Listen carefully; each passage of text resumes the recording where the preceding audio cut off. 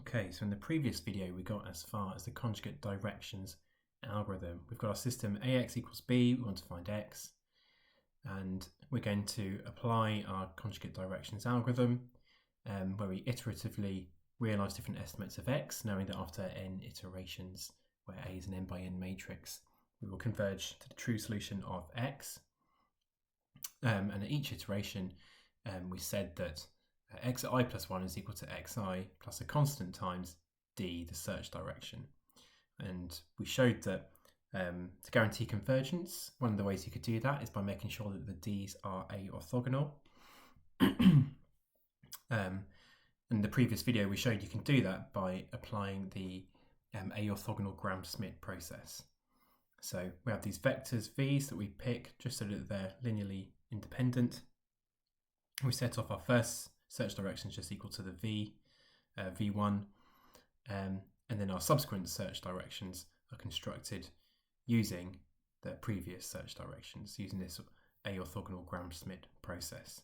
The disadvantage of that was that we had to store all of our previous search directions as the algorithm proceeded, and also the computational cost of this A orthogonal Gram-Schmidt process grows as the algorithm keeps running.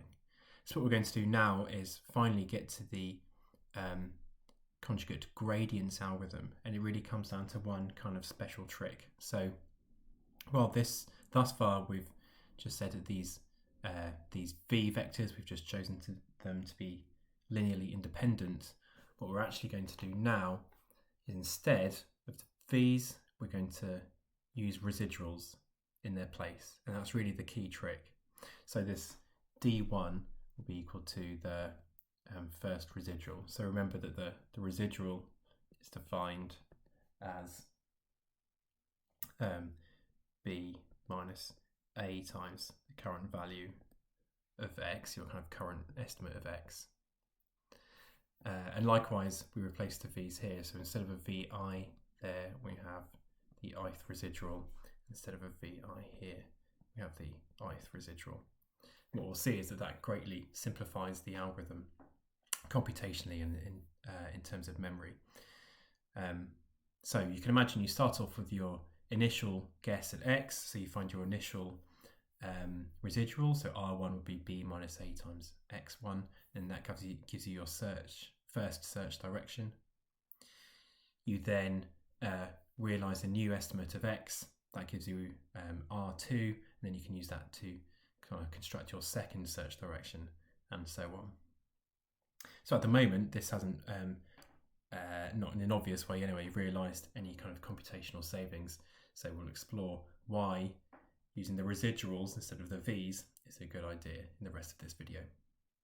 Okay, so to get things started, I'm going to go down here. We're going to go right back to our proof of convergence for the conjugate directions algorithm. So this is from a previous video, so we won't prove it again. But at the heart of our proof of convergence is we said that the error at iteration j was a summation over I starting at j all the way up to n of constants multiplied by our ith search direction. So that's all in the video on the convergence proof. Now what I'm going to do is I'm going to pre-multiply this by another search direction that's happened previously. So what I'm going to do is I'm going to define, let's say, k as being less than j. I'm going to pre-multiply our expression here by dk transpose and a ej. So if we're in iteration j of the algorithm, then dk is just a search direction that we've already used because k is less than j. So we apply that onto the to this summation as well. So we still have a delta I dk matrix A E J. Sorry, that is a di. Okay.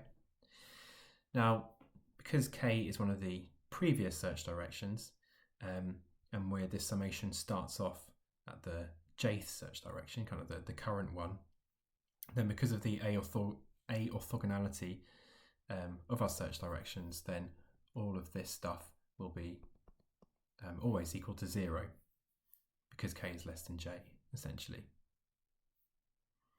Moreover, we've also got, so this has come again in previous videos, so we won't prove it again, but we also know that dk transposed multiplied by a and the jth error, this is all equal to minus dk transposed and then the jth residual. So we put these facts together. What we end up finding is say that, well, all of this implies that dk transposed multiplied by rj is equal to 0, specifically for k is less than j. So our algorithm's in the jth iteration of running. rj is the current residual that we have, and what we're saying is that the jth residual, therefore, is orthogonal to basically all of our previous search directions. So I'll kind of write it as a set, but the d1 all the way up to dj minus 1. Okay, so that's kind of our first important fact.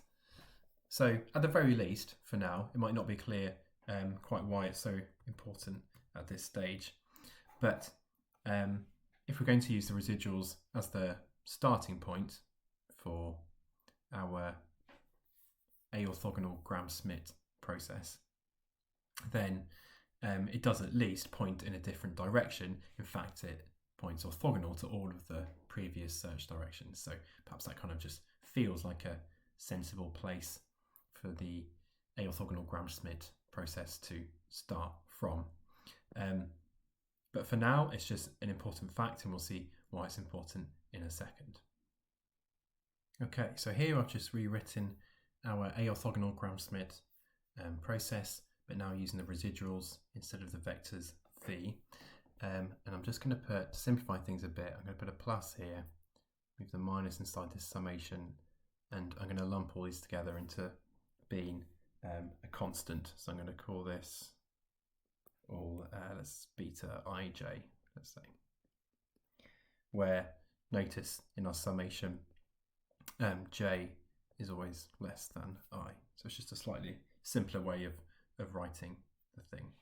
And then we're going to see what happens when we apply this. So to start off with, let's say we know that our first search direction is just equal to the residual. So fine. The second search direction is equal to, well, the second residual, so that's kind of our starting point, as we said, plus we've got a constant, which is a beta 2,1 in this case, multiplied by search direction d1. Search direction d1 is equal to residual 1, so all of that is equal to r2 plus constant beta 2,1 multiplied by residual 1. And we'll do one more. Third search direction is equal to third residual plus, so another constant, so here we've got a beta 3,1 multiplied by first search direction plus beta 3,2 multiplied by second search direction. Okay, now what we're going to do is think about what each of these search directions spans. So for example, by definition, D1 has the same span as R1. Okay, both of those vectors point in the same direction, and in fact they are equal. That's obvious. When we come to look at search direction number 2, what we can see is it's made out of a linear combination of the previous residual and the current residual, that is R1 and R2. So this vector D2 by definition is expressed as a linear combination of R1 and R2, so they have the same span. So span of D2 is also equal to span of R1 and R2. Okay, so now we come to the third search direction. What have we got here? Well, it's made up of the first search direction, which has span R1. The second search direction also spans R1 but also R2. And then we've got R3 included as well. So between all of those, what that means is that your third search direction can be expressed as a linear combination of R1, R2 and R3. Now remember, the ith residual is always orthogonal to the previous search directions. Okay, so for example, the second residual is orthogonal to D1, so that is equal to 0. That implies that, obviously, because D1 is equal to R1, R2 is orthogonal to R1. Okay, fine. If we look at the third residual, so the third residual we know is orthogonal to all the previous search directions, so that's D1 and D2. Let's try D1 for now. So if that's true, then again, that implies that R3 transpose is also orthogonal to R1. As we said, it's also orthogonal to the second search direction as well as the first direction, so that is equal to 0. So that implies that R3 transposed, and then our second search direction, we know we can write as R2 plus constant R1. Now we know that R3 transposed multiplied by R1 is already 0. We've proved that here. And so that implies that R3 transposed R2 is also equal to 0. So what we're slowly moving towards, if you keep going, is that each of these residuals is also orthogonal to all of the previous residuals. So let's say I is orthogonal to R1 up to Ri minus 1. Okay. So this is really important because, as we'll see in the next bit, what it means is it lets us really simplify down these beta terms, and it's through that that we save memory and computation with conjugate gradients. Okay, so let's take our definition of beta. So I'm going to put that down here.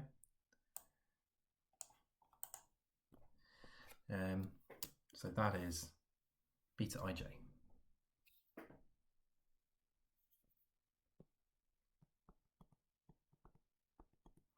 And we know that this applies for j being less than I.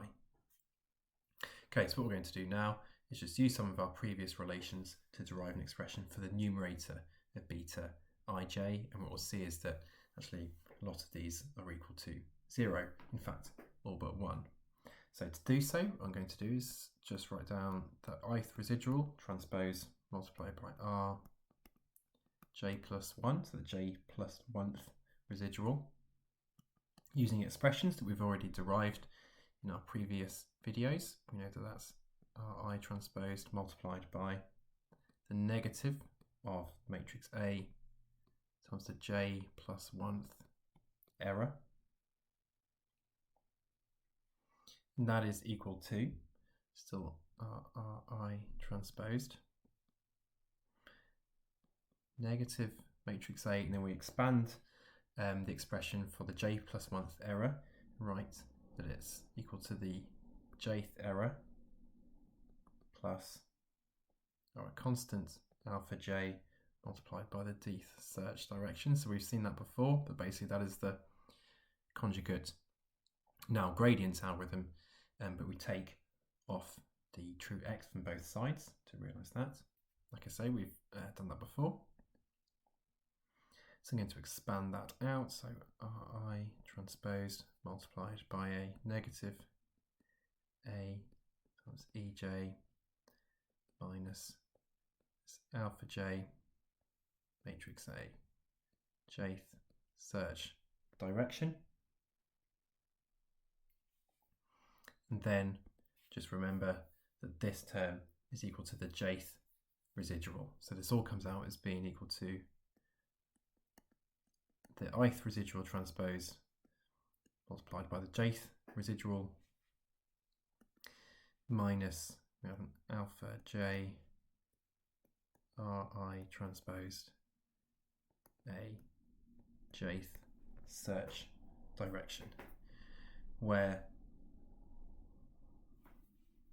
you see that this thing, including the -1 technically, appears on the numerator for our expression for beta. So we rearrange this to make sure we've got it in terms of the numerator that we want. And we're going to end up with minus Ri transposed A times dj is going to be equal to, well, what have we got here? We're going to have a 1 divided by alpha j, and then we've got this stuff, Ri transposed multiplied by Rj plus 1, minus this stuff, Ri transposed Rj. Okay, and the key bit is that we remember that, first of all, j is less than I, and then recall that your ith search direction is orthogonal to all of the previous search directions. Okay, so if j is less than I, then every single one of these terms is going to be equal to 0. Like we said, Ri is orthogonal to all of the previous residuals. And in fact, there's only one term that's kind of going to survive, and that is occurs where j is equal to I minus 1. In which case, what we end up with is that this, the numerator for our beta is going to be equal to, so I'll write it all out. So in this case, it will be Ri transposed A d to the I minus 1 is equal to, well, we've got a 1 over alpha I minus 1, because j is equal to I minus 1 now, and then here we've got Ri transposed Ri. So this is the key thing, is that all of the other betas are equal to 0. So now we only have one beta in our orthogonal Gram-Schmidt process. So whereas before we had to store all of our previous search directions to compute the new search direction, now only one of these betas is going to be non-zero. So in fact we only need to store a single previous search direction to compute the new search direction, and really that is where the big computational savings come from. Specifically, if we put everything together, so I'll just move down here, we're saying that now the ith search direction is equal to the ith residual plus we have a load of betas, but they're all equal to 0, except for where j is equal to I minus 1. So beta I, say, comma, I minus 1, and then the previous search direction. So all we need to do is store the previous search direction to compute the new search direction. And it's not going to take an increasing number of iterations to do it. As the algorithm proceeds, it's always just going to be this kind of single operation. And so we've basically arrived at the conjugate gradients algorithm. It's pretty much there. There are actually a few kind of other little tricks that neaten things up and make it a bit easier to implement. So we've basically got everything that we need, but it's worth noting that, for example, so with our beta, I minus 1, so if we write that out, that is equal to a 1 over alpha, I minus 1, then we've got our ith residual transposed, ith residual in the numerator, and then previous search direction transposed a previous search direction. Okay, one of the things you can do is you can substitute in, so remember that alpha at I minus 1, we've already derived this, so this is equal to the I minus 1 transposed r I minus 1 all divided by this stuff, which also appears here. So if you compute 1 over alpha to minus 1 and you plug it into here, then this stuff is going to cancel with this stuff. So what you end up with is that this beta can actually be simplified a bit and written as just Ri transposed Ri divided by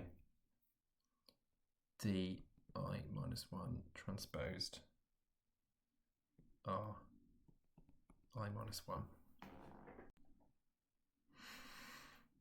Okay, and then just one more thing. Let's take this thing and just kind of go down here to simplify it even more, to kind of make it a bit easier to implement. Let's consider taking this expression in the red down here, and we're going to pre-multiply by Ri. So if we say that Ri transposed di is going to be equal to Ri transposed Ri plus constant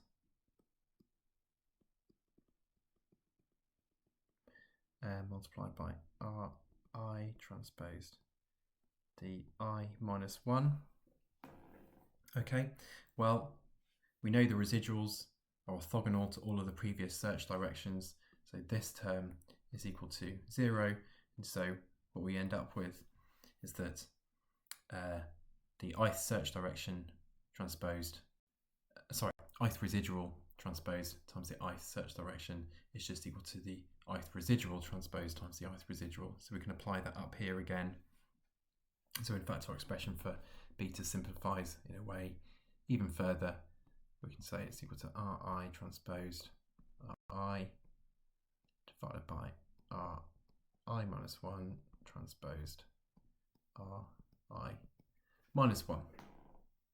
Okay, so now we can look at implementing our conjugate gradients algorithm. So here's a basic sketch of the algorithm, very basic. So say our initial guess of x comes in, first of all we compute the initial residual, we set that equal to the first direction. Here we calculate alpha, you realise your new value of x, you update the residual, so b minus a times the new value of x, you compute your single value of beta, so that's the new residual transposed new residual divided by previous residual transposed previous residual. You can now find your new search direction using the previous search direction. Again, you don't have to store anything more than that, and then you update the residual for the next iteration. So relatively kind of basic implementation there. There's a few tricks you can do to simplify this, and we'll just kind of only look at a few of them here. but just as an example, let's say, for example, the ith residual, sorry, I plus 1th rather, is going to be equal to b minus a times the estimate of x realised at iteration I plus 1. And again, using all the stuff we've derived in the previous videos, we know that that's also equal to minus a times the error at iteration I plus 1. We can then expand that error term and write it as the error at iteration I plus alpha I ith search direction. And so that all comes out as being, well, this is just the ith residual. And it's all going to be minus an alpha I times a d I. So that's one of the things you could do. So you could get rid of this, and you could write that instead as being r minus our current alpha times a times search direction. And then you might notice that in this loop, we calculate a times d, so that's a matrix vector product. So potentially one of the more expensive things you'll do in the algorithm, we actually compute that twice. So for example, you might decide to stick in here, I don't know, a q, and say that that's equal to an a times a d, and then you can replace this with a q, and you can replace this with a q as well, for example. And there's a few other kind of tricks you can do to simplify the cost of the algorithm. But basically with that is conjugate gradients. Okay, so here's our conjugate gradients algorithm. It's really just as we wrote it. We still have this expression that stops the algorithm running after n iterations because it will have converged by then. But I've also included this early stopping condition where if the new residual drops below tolerance, in this case, then the algorithm will break, and also it will tell us at what iteration it stopped. We have an example system, again, just like the example with the conjugate directions stuff, and this time we've just got 10 points, and I'm still computing x star using the full inverse of the matrix A, just so we can check that algorithm is working properly. What I'm going to do is run it, let's say with a tolerance of 0, so this will run for n iterations. And then we can check against the solution obtained with the full inverse, and we're fine. And then the only thing to note here is that we can then go back to this tolerance, and let's say we give it a tolerance of 0.1, so the algorithm should stop if the absolute residual drops below this. We run it again, and we can see that actually it broke at iteration 7 rather than the full 10. So that's our conjugate gradients algorithm, all finished. Just one thing to note is that in these videos we haven't talked about how quickly the algorithm converges. We just know it converges after n iterations.